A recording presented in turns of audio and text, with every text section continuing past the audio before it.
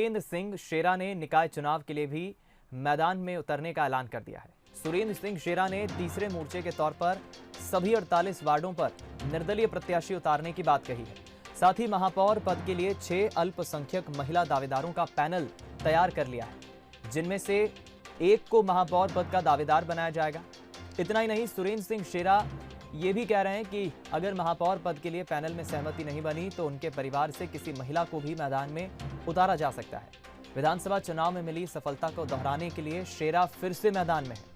हालांकि जानकार मानते हैं कि इससे बीजेपी कांग्रेस को कोई खास असर नहीं पड़ेगा, लेकिन मुकाबला जरूर दिलचस्प हो जाएगा। बता दें आपको कि इस बार नगर निगम सामान्य वर्ग की महिला के लिए आरक्षित है। सुरेंद्र सिंह शेरा ने विधानसभा चुनाव ट्रैक्टर के चिन्ह पर लड़ा था, लिहाजा उन्हें उम्मीद है कि विधानसभा की तरह निकाय चुनाव में भी उनका ट्रैक्टर जोरों से चलेगा।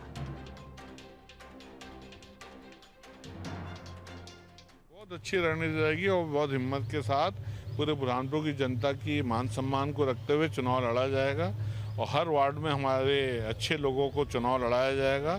और बिल्कुल इसमें पूरी मीटिंग हो चुकी है, एक मीटिंग हो चुकी है मेरी, एक अभी वार्ड वाइज मीटिंग होना है। और सबकी जिस तरह से मैंने जो चुनाव लड़ा था जनता के कहने पे लड़ा था, जनता के मान सम्मान को ध्यान में रखते लड़ा था, उसी तरह हम लोग बुरहानपुर के विकास के लिए लड़ेंगे।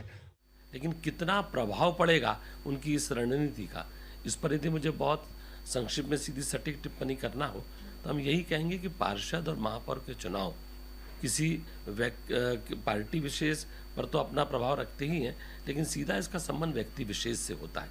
और जहां व्यक्ति की अपनी गरिमा, अपना कार्यकाल, अपना काम करने का तरीका वार्ड में किस प्रकार का है, उस पर जनता उनको चुनाव करती है।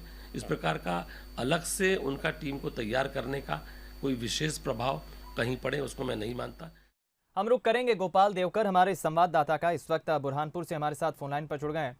गोपाल, हमने देखा था विधानसभा चुनाव में भी जिस दमदारी से ट्रैक्टर के चिन्ह पर विधानसभा चुनाव लड़ा था शेरा ने, जीते भी थे वो, अभी निर्दलीय विधायक भी हैं, लेकिन क्या आकलन आप देखते हैं ग्राउंड जीरो पर, क्या बीजेपी कांग्रेस को निकाय चुनाव में शेरा के उतरने से कोई नुकसान फायदा होगा? ये बता देना चाहूंगा कि जिस तरह से ठाकुर सुरेंद्र सिंह वो शेरा भैया जिस तरह से बुरहानपुर में विधानसभा चुनाव के अंदर अपने चुनाव चिन्ह ट्रैक्टर को लेकर चुनाव जीते थे और उन्होंने मंत्री अर्चना चिटनीस को भी शिकस्त दी थी।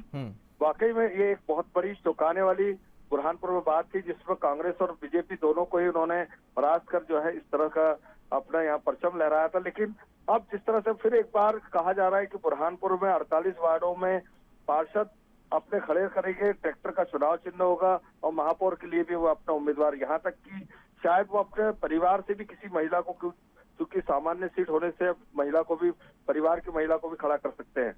लेकिन जिस तरह से बीजेपी और कांग्रेस की जो बात सामने आई है, उनका यही कहना है कि इस प्रकार ठाकुर सुरेंद्र सिंह के चुनाव लड़वाने या किसी ट्रैक्टर यहाँ पर फिर एक बार अब नहीं चल पाएगा। बीजेपी का कहना है कि संगठन हमारा मजबूत है और संगठन एकजुट होकर चुनाव लड़ेगा। वही कांग्रेस का कहना है, कांग्रेस के अजय रघुवंशी का कहना है कि यहाँ पर उनके चुनाव लड़ने से या उनके चुनाव लड़वाने से किसी प्रकार का कोई फर्क नहीं पड़ेगा।